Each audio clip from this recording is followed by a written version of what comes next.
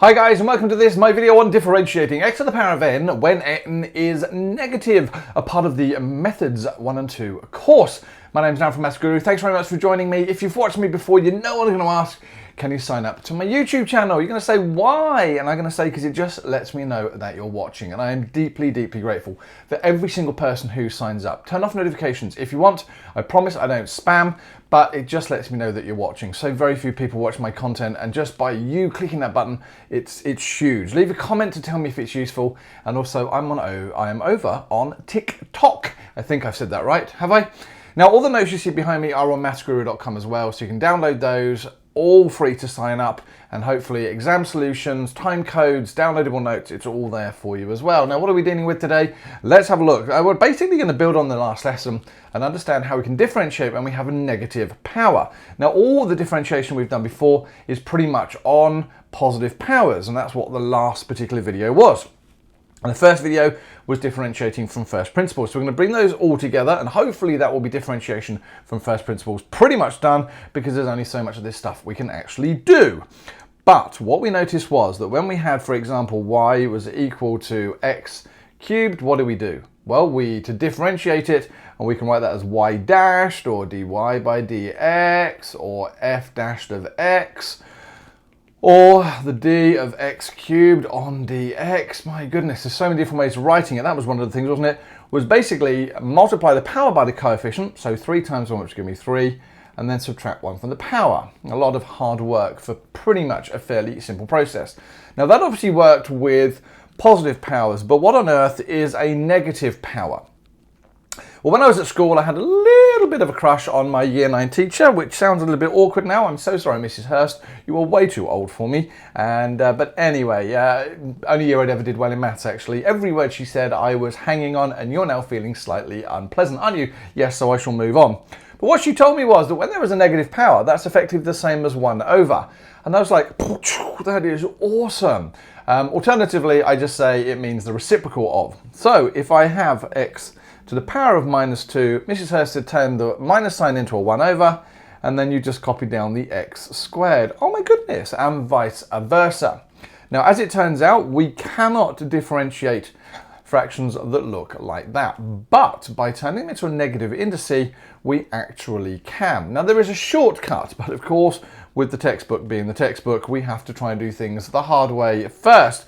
But thank you very much to Cambridge for letting me use your examples. I don't know why you love first principles so much, but we'll give it a go. So first things first, we have a function of x is equal to 1 on x. I'm going to take this and I'm going to differentiate it by first principles. And if you remember, f dashed of x approximately equal to the f of x plus some small movement along the x-axis minus my function of x, all divided by h. And again, that's from my first video. So what I'm going to do then is I'm going to say, well, okay, well then my f of x plus h, well, if I've got f of x is equal to 1 on x, then f of x, plus h is 1 on x plus h. All right, so I'm now going to make that 1 on x plus h minus my original function, which was 1 on x, all divided by h. And I've got a fraction on top of a fraction. We don't like that, but anyway, let's work it through at the moment.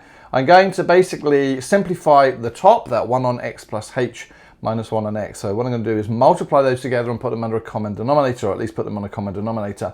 So that's going to give me x minus x plus h, all on x times x plus h, all on h. Now again, I know that this is the same as h on 1, which when I divide, I keep the top and change the divide to a times and reciprocate the bottom. So that's going to become, multiplying out, that f dashed of x approximates to x minus h, all on x times x plus h.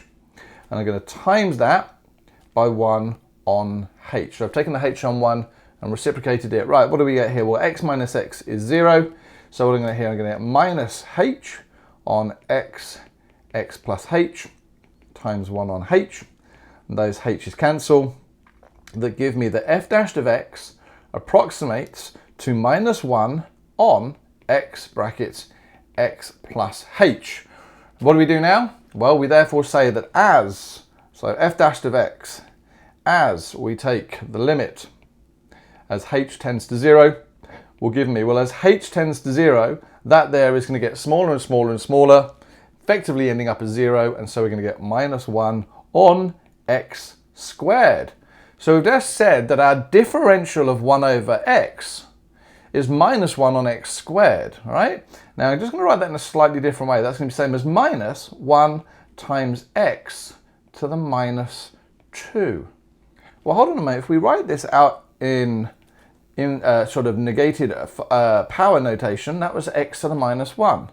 And it's become minus 1 x to the minus 2. Hold on a moment. Seems a bit of a pattern there, don't one think? Absolutely. Now, again, I could theoretically go on and do another example here, which basically is x to the power of minus 3.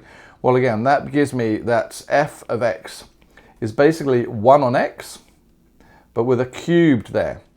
Now, can we do this by first principles? I should Coco. We can indeed. If you want to skip this part of the video, you can do, but actually practicing this is quite useful. I just think I'm going to take a lot of screen real estate to be able to do it. So what do we got? 1 on x cubed.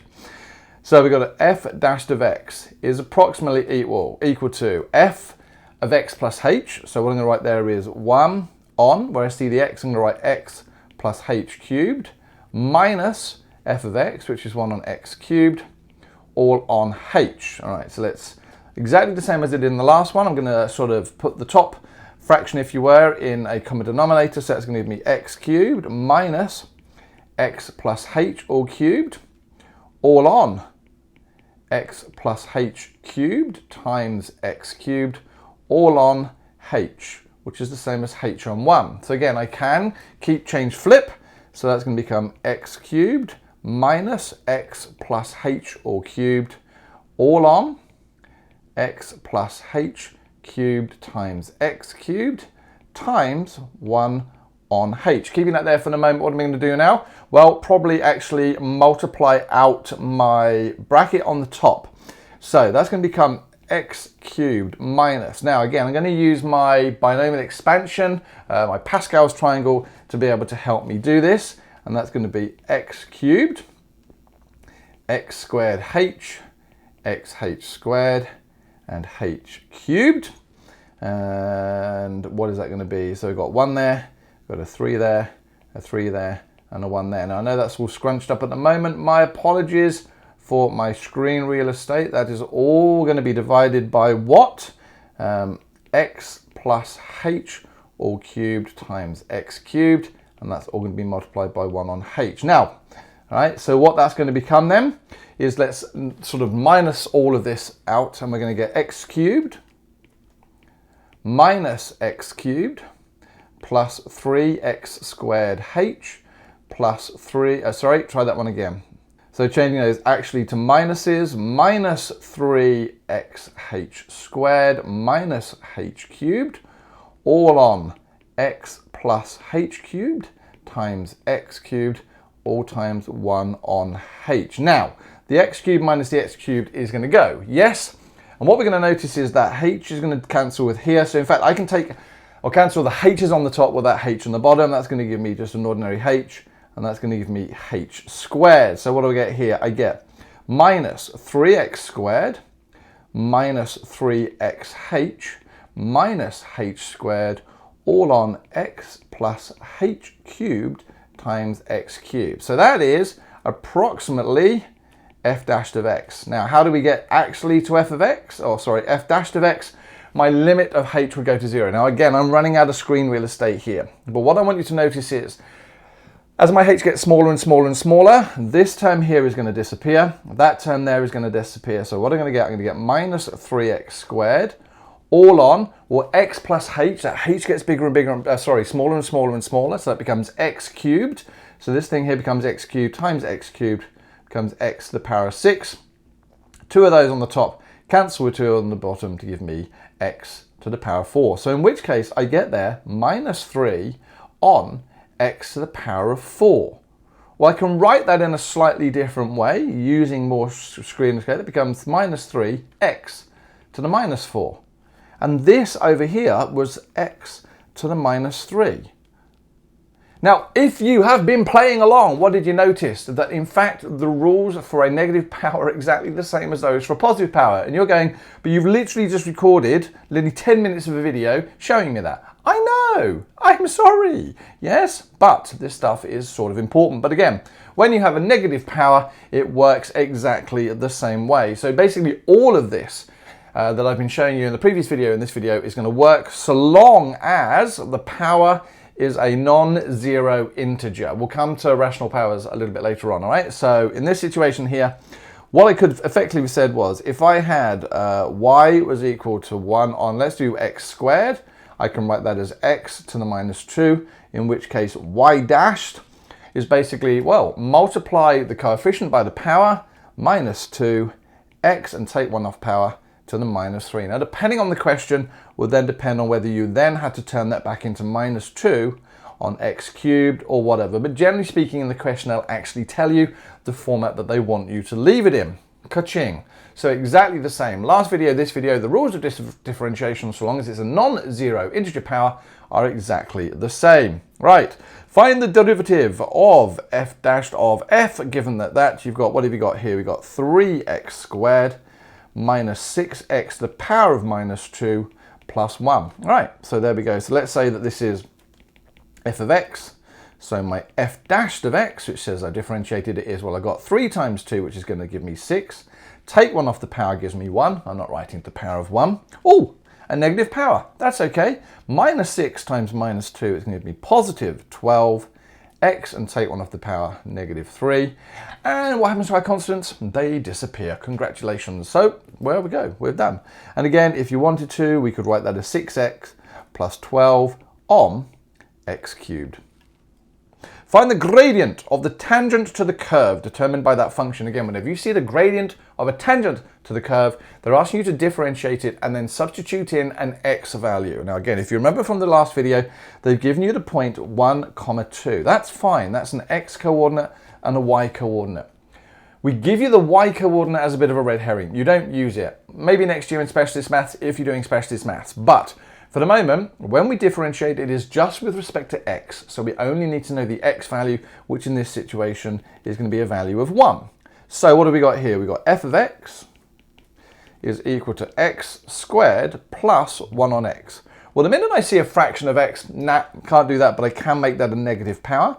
So it becomes x squared plus x to the power of minus 1. And now I can differentiate it by following the rules. 2 times the coefficient, which is 1, so it becomes 2x. Minus 1 times the 1 in front of that x gives me minus 1x, so minus x, and take 1 off the power to the power of minus 2. And again, I'm just going to turn that back into something that's a little easier to read. So that's my differential.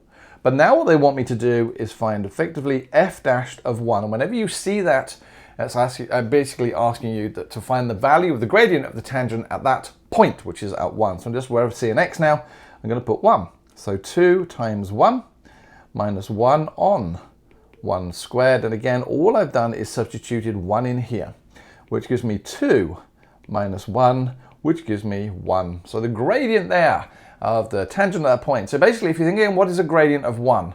That is a line at 45 degrees. And these type of things need to start percolating through your brain, yeah? A gradient of 1 is basically the line y equals x.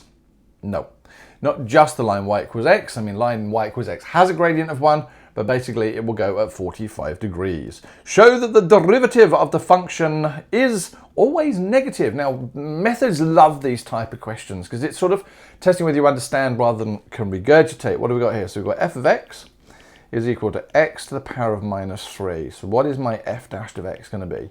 Well, it's going to be minus 3x, take 1 off the power to the minus 4. I'm going to write that in a slightly different way. Now, how are we going to show that that's always negative? Well, we know that x to the power of 4 is always positive. Yeah? Now, if you think about it, x squared is always positive because a negative times a negative. X to the power of 4 would effectively be a negative times a negative times a negative times a negative, or any combination of x to the power of 4, basically always going to be positive. And what do we notice about that minus sign there?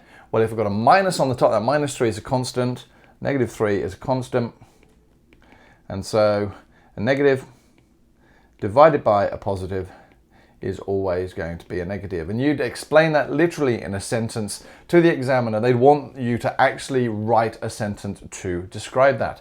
And believe it or not, that is negative powers done for this video. Thank you very much for watching. If you can, subscribe, follow me on TikTok, go to maffsguru.com, sign up and download the notes away. And again, if you want to watch the video again, please do. If you need to leave a comment, go to YouTube, leave a comment on there for me. If there's something you don't understand, let me know. I try and respond within 24 hours. Sometimes I'm even on the computer and will respond straight away. But if I don't see you again, you take care. Otherwise, I'll see you in my next video. Take care, guys. Bye-bye.